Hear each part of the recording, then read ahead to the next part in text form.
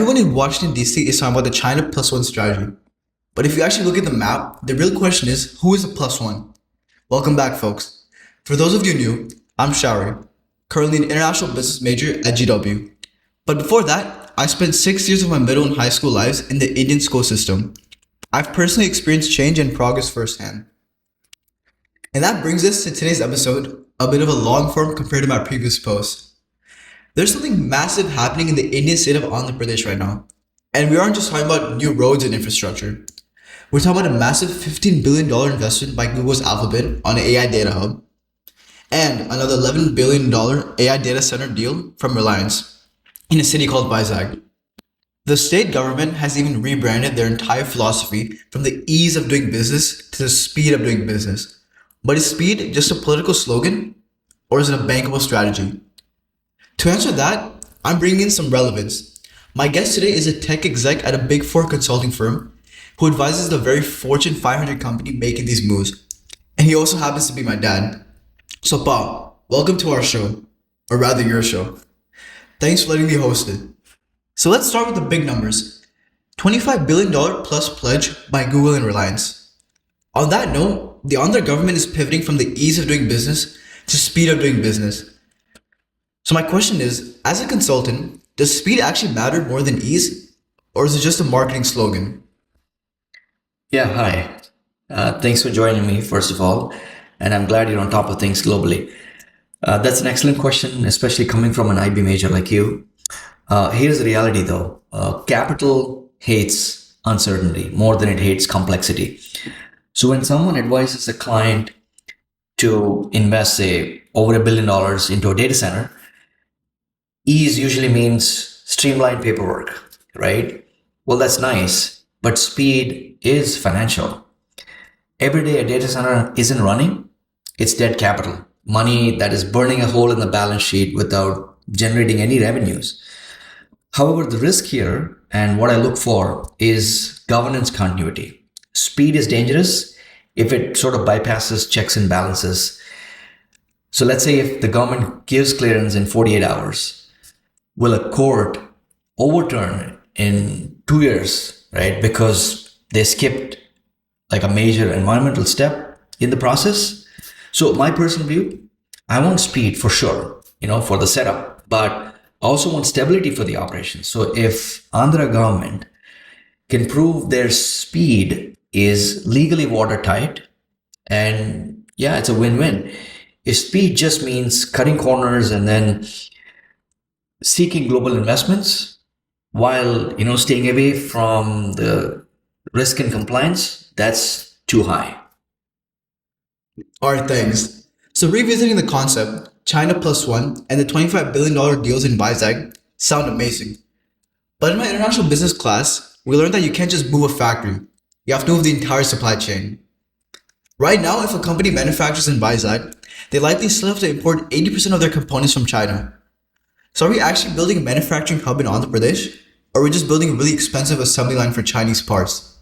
At what point does a deep supply chain, who are the guys making the screws in the screen, actually move here? So in your IB classes, you will most likely discuss, if you have not already, the concept on TLC, total landed cost, and supply chain resilience. The China plus one strategy isn't just about moving a factory, but it's about moving an entire ecosystem. So 3 factors, right? One is the arbitrage. So India obviously has its own benefits of labor arbitrage, but it still imports the raw components like screws and chips and screens, etc., from China to assemble them.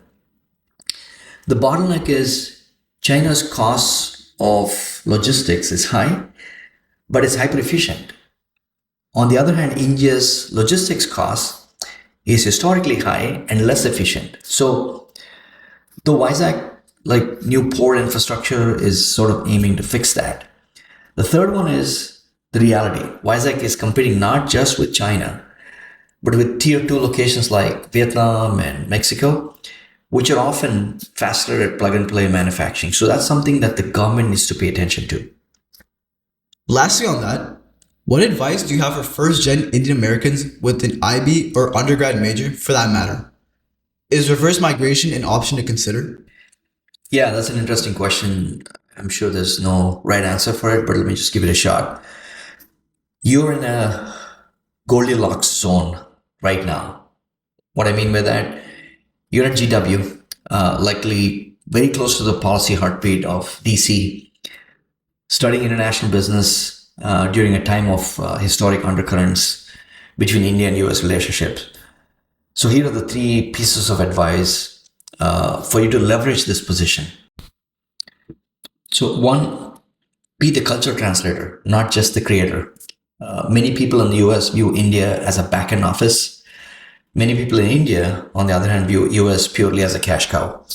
So, your edge, you understand the nuances from your first hand experience living there. Through your content, spread the word that Vizag is trying to be the Austin of India. Innovative, it's faster, it's fostering like startup culture, supported by a stable governance and incentives. Wow, that's pretty interesting. I did not think of that. Okay, go on. Two is to master the ICET narrative. Let me explain. The initiative on what is it like critical and emerging tech, the current framework between India and US on space, defense, semiconductors, and AI. Your edge as an IB major, you should read the policy papers coming out of various think tanks in DC and see if they actually make it easier for any firm to sort of move people or money. This sort of bridges the gap between your education and reality. Third, and the most important, is the cultural arbitrage. So, first generation kids like yourself often get stuck between two identities, right? In international business, there's an asset called arbitrage.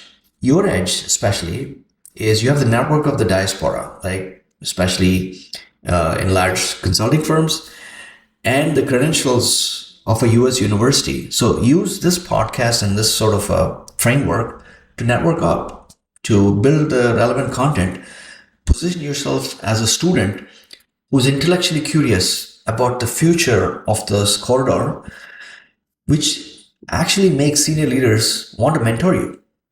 Okay, I like the Goldilocks concept, and I 100% agree with the cultural immersion. You've not seen India unless you live there. Highly recommend it to all my people. To wrap this up, we talked about $25 billion deals and the shift from the ease to speed. But the real lesson today is simple. Capital follows certainty, but opportunity follows change. And India is definitely changing. And as students, we have a front row seat to the biggest economic shift of our lifetime. Don't just watch it happen.